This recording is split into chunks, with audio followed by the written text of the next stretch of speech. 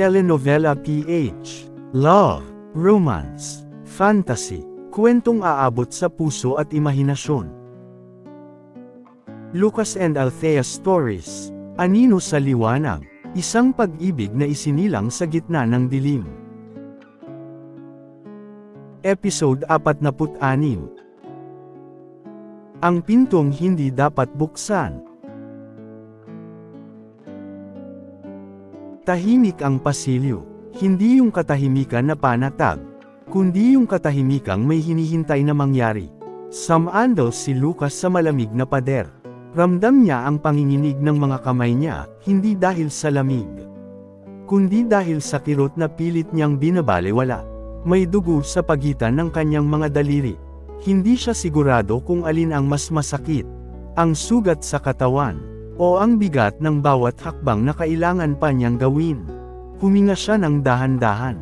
Sa bawat paghinga, tila mas umiigting ang tunog ng sarili niyang tibok ng puso.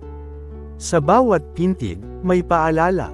Buhay ka pa, pero hindi ka ligtas. Pinaikit niya ang mata sandali. Sa dilim ng talukap, sumagi ang mukha ni Althea. Ang takot sa mga mata nito. Ang boses na pilit na matatag kahit nanginginig. Konti na lang, bulong niya sa sarili. Hindi bilang pangako, kundi bilang pakiusap. May bahagyang paggalaw sa ilalim ng sahig. Hindi malakas, hindi malinaw, pero sapat para ipaalala sa kanya. Hindi pa tapos ang bitag, at hindi pa tapos ang pagsubok. Dahan-dahan siyang tumuwid, kahit masakit, kahit mabigat. Tahimik ang paligid, ngunit sa katahimikang iyon, alam niyang may mga matang nakamasid. Tahimik din ang silid ni Severo. Walang sigaw, walang utos, walang galit. Isang malaking monitor ang nasa harap niya. Doon, makikita ang pasilyong kinaroroonan ni Lucas. Ang mabagal na galaw, ang pag-iingat sa bawat hakbang, ang pagpigil sa sakit na halatang pilit itinatago. Hindi ngumiti si Severo, hindi rin siya sumimangot. Tinitigan lang niya ang galaw ng binata. Parang isang chess piece na nasa gitna ng board. Hindi ka na tumatakbo, mahinang wika niya. Natuto ka na. May bahagyang galaw ang kanyang daliri sa mesa. Isang senadoryas sa mga tauhan sa likod ng salamin. Hindi para umatake, hindi para umatras, para baguhin ang ritmo. Dagdagan niyo ang presyon, utos niya, malamig ang tinig. Hindi lahat, dahan-dahan lang. Gusto kong makita kung hanggang saan ang kaya niyang isuko. Bago niya isuko ang sarili niya, lumipat ang mga feed sa monitor. May mga bitag na muling umaandar. May mga ilaw na unti-unting nagdidilim. May mga pasilyong tila nagbabago ng anyo. Nanatiling kalmado si Severo. Sa loob-loob niya, hindi galit ang nangingibabaw, kundi isang kakaibang interes. Ipakita mo sa akin kung ano ka kapag wala ka ng natitirang lakas. Tahimik ang silid kung saan nakakulong si Althea. Masyadong tahimik.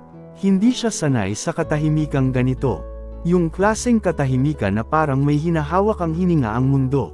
Humakbang siya palapit sa pader. Malamig ang bakal. Parang may dumadaloy na kakaibang lamig mula sa kabila. Bigla siyang napahinto. May narinig siya. Hindi sigaw. Hindi yabag ng paa, kundi isang mahinang ugong. Parang gumagalaw ang mga pader sa malayo. Parang may bumubukas at sumasarang mekanismo.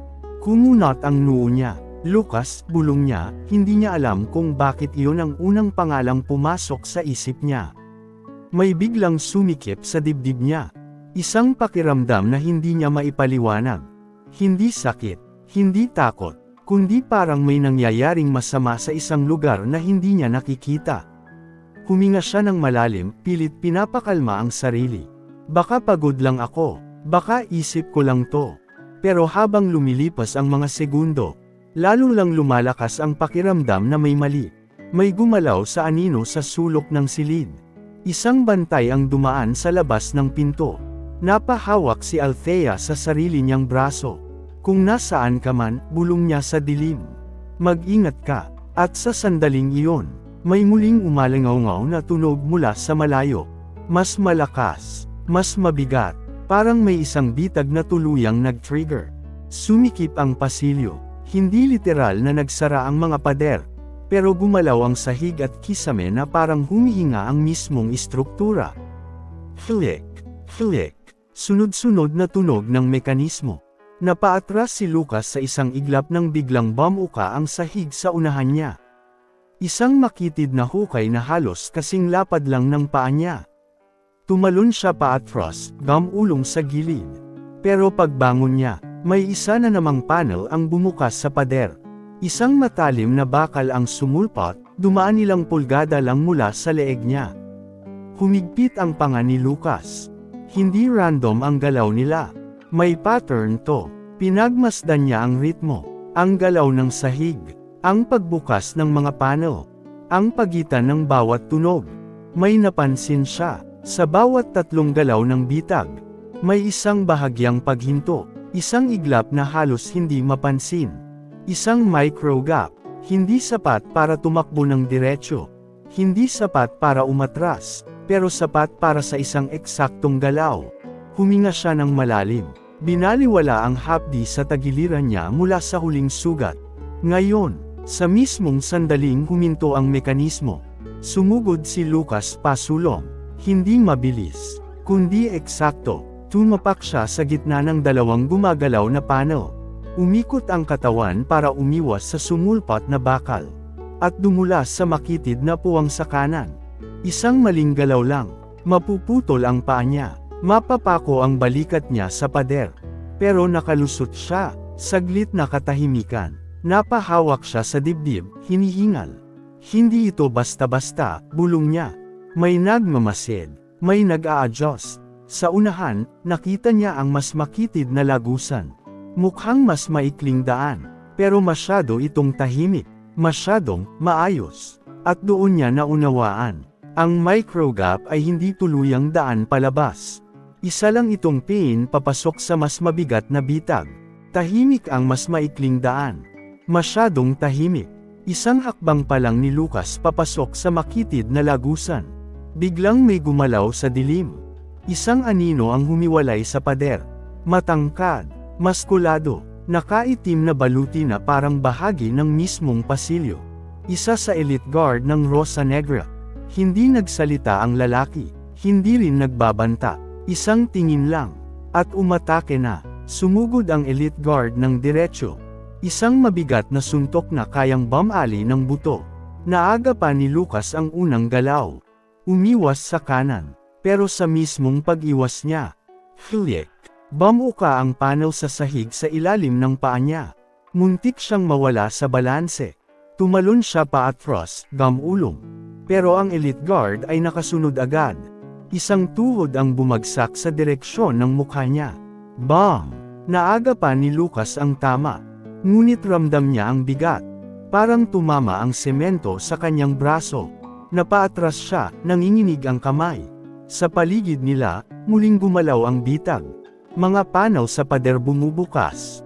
Mga bakal sumisilip. Ang sahig bahagyang umuuga. Parang sinasadyang isabay sa galaw ng elite guard ang ritmo ng bitag.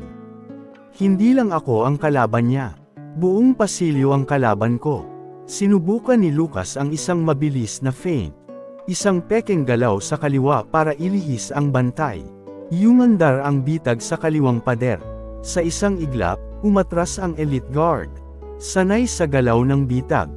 Ibig sabihin, kilala niya ang ritmo ng pasilyo. Napangisi si Lucas sa gitna ng hingal. Hindi patas ang laban, bulong niya. Pero hindi rin ito imposible. Sumugod muli ang elite guard. Ngayon mas maingat, mas mabagal. At sa pagitan ng bawat suntok, tila gumagalaw ang mga bitag para isara ang espasyong tinatakasan ni Lucas. Paunti-unti, kinakain ng pasilyo ang lahat ng puwang niya.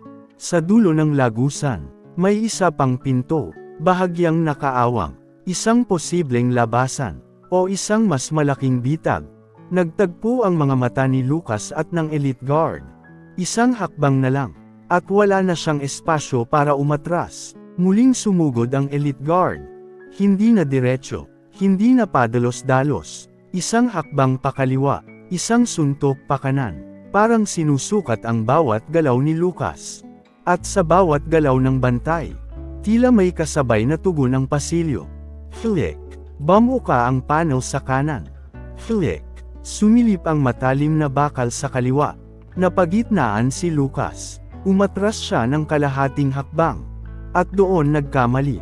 Biglang gumalaw ang sahig sa ilalim ng paa niya. Isang metal plate ang umangat. Itinulak siya pasulong. Diretso sa paparating na suntok ng elite guard. Bang! Tumama ang kamao sa balikat ni Lucas. Ramdam niya ang paglagitik ng laman. Hindi nabali ang buto, pero parang napunit ang loob. Napahandusay siya sa sahig.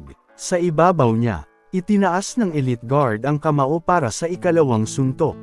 Isang suntok na hindi na para magpabagsak, kundi para tuluyang tumapos. Sa parehong sandali, bumuka ang dalawang panel sa pader sa likod ni Lucas. Dalawang patalim na bakal ang sabay na sumulpot. Papalapit sa leeg at tagiliran niya. Tatlong galaw, isang hininga, ito na yon. Sa huling iglap, gumulong si Lucas pakaliwa, hindi palayo sa bantay, kundi papasok sa masikip na puwang sa pagitan ng pader at sahig. Sumalpok ang kamao ng elite guard sa sahig sa mismong lugar na kinahigaan niya kanina. Sumayad ang patalim sa balikat ni Lucas. Nag-iwan ng mainit na hiwa.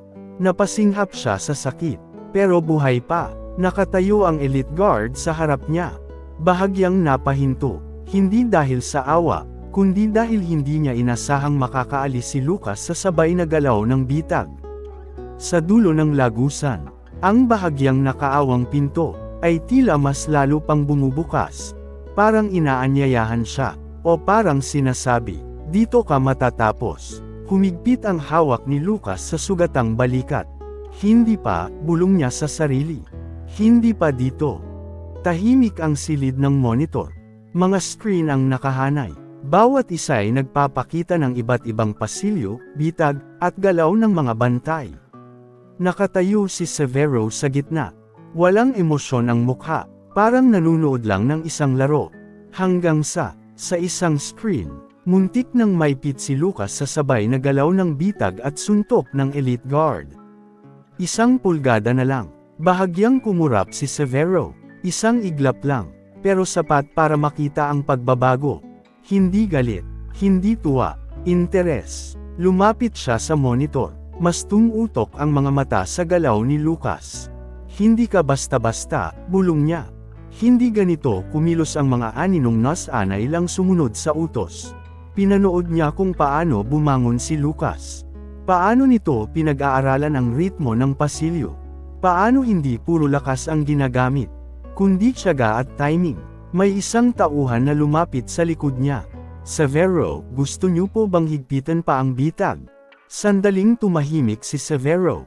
Huwag muna, sagot niya, malamig ang tinig. Hayaan niyo siyang huminga ng kaunti. Napalingon ang tauhan, nagulat.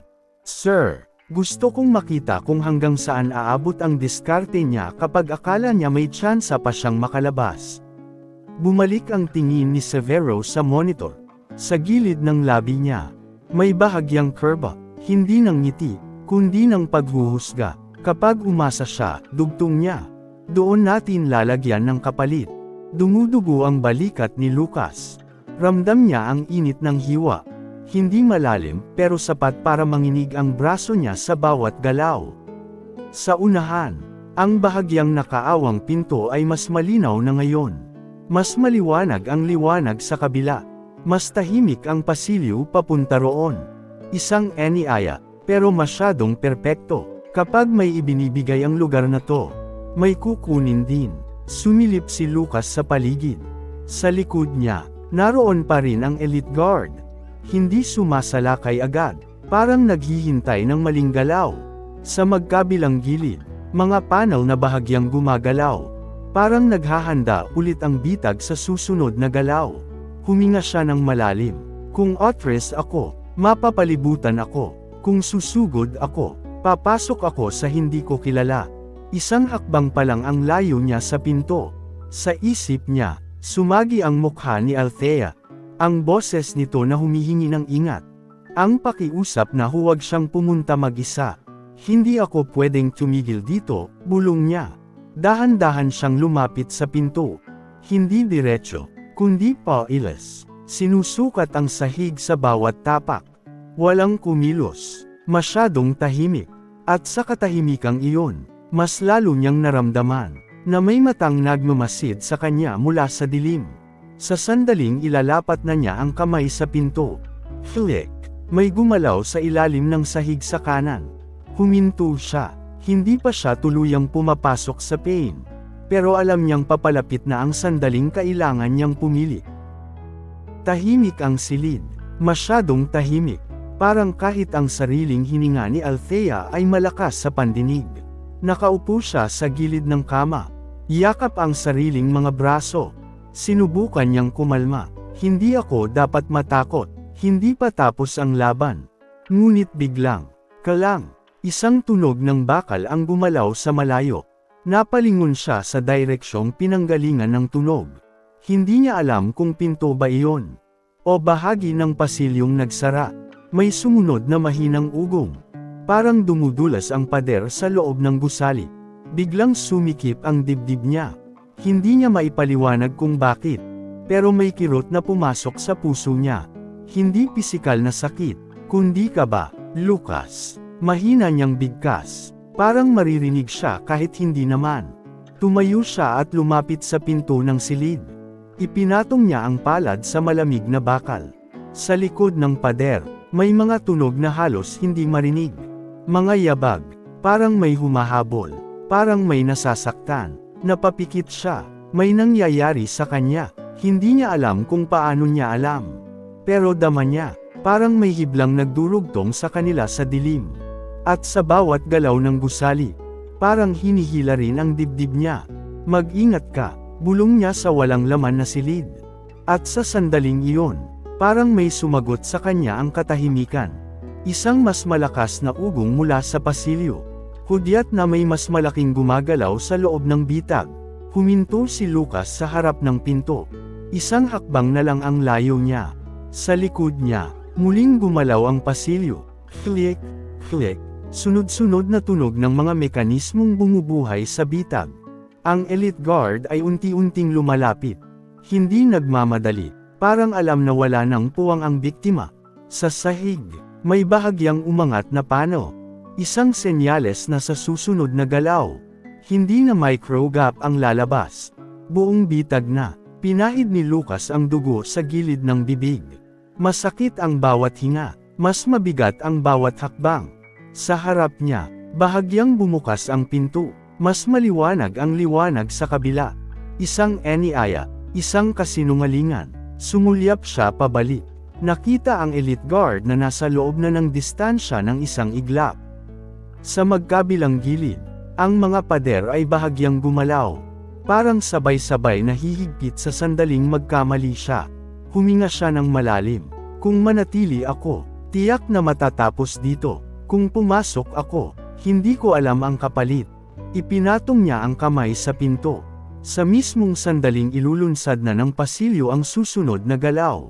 Bumukas ng biglaan ang pinto. At sa liwanag na sumilip mula sa kabila, may anino ring gumalaw. Hindi niya alam kung daan ba iyon palabas o diretsyong pagpasok sa mas malalim na bitag. Kung nagustuhan ninyo ang episode 46, huwag kalimutang mag-like, share and subscribe sa channel natin. At pindutin ang notification bell para sa susunod pang mga episode, sa Lucas and Althea Stories, Anino sa Liwanag.